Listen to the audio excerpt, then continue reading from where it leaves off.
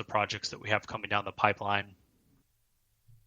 In the past, I would often cold call for new opportunities, but I think the sooner you can move away from that, the better, because it's just the most informal and often doesn't net very positive results. But nowadays, it's, I would say the main way that we continue to thrive in business development is by maintaining our existing relationships and by being a good partner to the people that we're currently partners with, because you wouldn't believe, just being friends with other indie developers, being friends with other indie publishers, being even just friendly with anyone, individuals, companies, whoever, and doing right by them, they will return the favor and do right by you oftentimes as well. So we get a lot of our business through referrals. We get a lot of our business through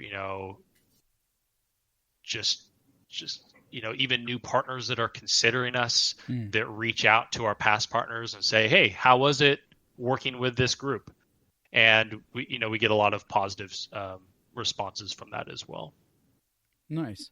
Now, you did allude a little bit and share a couple examples in terms of, and I'm curious of anything else that you can share too, but in particular with types of strategies that you use to maintain those either the new partnerships or even existing ones. Like, what are things that really stand out to really have a strong impact and kind of the future longevity of that relationship? I think just like a good friend or a friend in general, you don't want people to forget about you. You want to be able to stay on their radar, stay on their mind. You want it so that when someone needs X service or meets someone that would be a good fit for something that you could offer or provide, that you're the first one that comes to their mind, and they're excited to talk to you. So I would say the first thing is just staying in touch, and whether that's every month, every couple of weeks, every couple of months, depending on who the relationship is, just staying friendly with them. I found it really went a long way when I started being very active on Twitter and just adding all the people I have relationships with and really just trying to engage with them on social media and congratulate them for their launches and track when they're going to be launching games or when they're going to have major achievements, and sending them an email, hey, congrats, this is incredible, or even just posting on their social media. Doing that keeps you at the top of people's minds, and it also just strengthens that relationship. As I see a lot of my biz dev relationships as friends too. A lot of the people in the industry I'd consider my friends. Yeah, and one thing I'd like to call out there that you clearly have done in this case with that example is, and kind of like a reoccurring theme that we have on this show too, is you basically made it where it's not about you. It's about these other people, and really, and not just like acknowledging that, but practicing and showing how it's not about you. And again, Absolutely. yeah, and it goes, and like you said, through that engagement and everything else, it goes a long way where you will see some type of return. And even if you don't, it's clear that your intentions on doing that is like, hey, just another person in this awesome community that I'm looking to really help out there and stuff. Absolutely. I really wanted to just become as ingrained in the indie community as possible, and that's sort of been my focus for a lot of the relationships that I try to build. And so what I started doing recently that's I've just seen so much positivity from is I just started offering my advising for free. And it, in the past, it was something I charged for, even, quite high hourly for it. And I thought, what, this is weird just to charge these people that are oftentimes my friends and people that need help. And through, I feel oftentimes an hour call, I can help people correct, you know, wrong paths that they're going down or enlighten them on subjects. And it's it's been really great for me as well, just being able to talk to all these different developers, whether that's development or marketing or biz dev that they want to discuss. And so sometimes I'll have as many as 2 or 3 advising calls a week now. And a lot of the times, again, it's just about putting out that positive energy. And even if the energy you get back is just friendly and never leads to anything else, a lot of the times it often does. And a lot of the times we end up partnering with developers or getting referrals, and other things come from it that are very positive. Nice. Mm-hmm. Yeah. So one thing that kind of stands out to me about particularly your strategies on the maintenance of relationships. I really want to talk about kind of events and the role that they play, both in those early stages, especially since I know you said things like, eventually you want to veer away from cold calling and things like that. How would you describe kind of the role of like events and conventions in these different areas of the process? Why I like events is because when you're going to an event to do business, that is the mindset you're in, and those are the goals that you have in mind, right? If I'm going to an event to pitch my game for publishing, I'm intending to meet a bunch of publishers and talk about the game. If I'm going to the event to look for games for publishing, I'm in the mindset of looking for games that I want to publish. And you have a very high volume of people coming to events that all have goals in mind. And I think about every relationship. It's a pretty simple formula, but it's what can I offer that's attractive to this person, and what can they offer me? And I often go in with that lens a lot of the times, whether it's even big companies, Sony and Microsoft, it's like, what are they looking for right now? And, what do we have that would be attractive to them? But why I like events is because you can kind of cold call. You can kind of, meet people fresh, but it's people that have their doors open a little bit more. It's people that are being more receptive of that. If I just get an email randomly, hey, do you want to look at my business, or or whatever it is, I'm not, I could be distracted by a million of my other tasks. I'm not in a good mood. There's a million other things that I feel like make it much harder to get through to me, to actually have an impact on me and make me want to talk to this person, to have a business relationship with them. But when you're going to these events where people are, that's their intention, is to start a business relationship, I find that I'm able to start many relationships through events. And, in the past, obviously, that was a lot easier in person, where, my motto is always to, like, if we can grab food or a drink while we do our meeting, that's even better, right? Yeah. It makes it more casual. It already sets it up on friendly terms.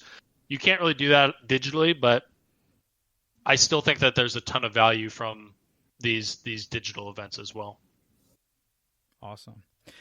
I want to kind of shift things a little bit here, only because I know that this is probably on some of our listeners' minds too when they're talking about relationships and everything. I'm sure at times what comes up is influencers, right? Now, and I can understand this, and I'm sure a lot of other people do too, but like scaling the process in terms to reach out to influencers is obviously something that everybody wants to strive for. But establishing good relationships could probably hold more weight and value there. So from your perspective on that front, and maybe applying it with your own lens and also one of maybe an indie dev, what's a good balance between those areas? And I guess, how do you guys manage that? A balance just between like the kinds of people that you're forming relationships with, and how much of one type versus another, or right. Well, encompassing influencers specifically. Yeah. Well, no matter what I'm doing, whether that's development or marketing or um, playing soccer, I really believe in specialty and focusing on the area that you are strongest and finding other people to support you that are strongest in the areas that you're weak. And so when how I've built my company is we actually have a dedicated person on our team whose full role is they actually started off only content creators, influencers, YouTubers, etc. Now they're also doing press as well. But if there's a relationship for me doing business development, it would just be too many people to keep track of, too many people to do right by. And so for me specifically, I've made my focus other indie developers, other indie publishers, and then partners, whether that's distributors or, maybe like hardware companies like Logitech or NVIDIA. Those are kind of the areas that I've personally focused in myself. So I have a specific person on my team who owns the relationships for press and for content creators and influencers. And,